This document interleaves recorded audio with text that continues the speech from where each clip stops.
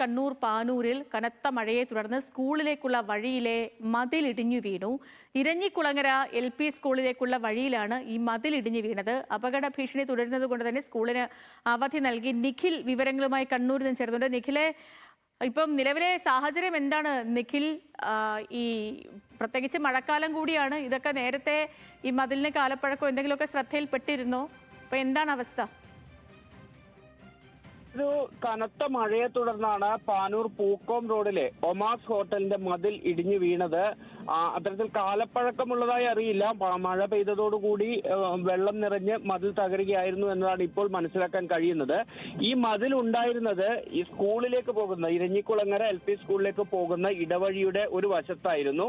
മതിലിടിഞ്ഞ് ഈ ഇടവഴിയിലേക്കാണ് വീണത്. മാത്രമല്ല ഇനിയും ഈ മതിലിന്റെ ഒരു ഭാഗം കൂടി നിലം പതിക്കുമെന്നൊരു സാഹചര്യത്തിലാണ് ഉള്ളത്. ഇത് കണക്കിലെടുത്താണ് ഇപ്പോഴേതായാലും ഇരഞ്ഞിക്കുളങ്ങര LP സ്കൂളിന് അവധി നൽകാൻ അധികൃതർ തീരുമാനിച്ചിരിക്കുന്നത്. ഈ സ്കൂൾ മാത്രമല്ല, പ്രദേശത്ത് തന്നെ ഒരു അംഗൻവാടിയും ഒപ്പം തന്നെ പന്ന്യന്നൂർ ചന്ദ്രൻ സ്മാരക വായനശാലയും ഈ പ്രദേശത്ത് ഉണ്ട്. അതുകൊണ്ട് തന്നെ ഒരു അപകട ഭീഷണി അവിടെ നിലനിൽക്കുന്ന സാഹചര്യം കണക്കിലെടുത്ത് സ്കൂളിന് അവധി നൽകാനുള്ള തീരുമാനം നൽകുകയായിരുന്നു. ഇനിയിപ്പോൾ അവിടെ ഈ ഇടവഴിയിലേക്ക് വീണ കല്ലും മണ്ണും ഒക്കെ മാറ്റിയതിനു ശേഷം മാത്രമേ ആ വഴിയിലൂടെ വിദ്യാർത്ഥികൾക്ക് സ്കൂളിലേക്ക് പോകാൻ കഴിയൂ എന്നുള്ളതാണ് നിലവിലെ അവസ്ഥ.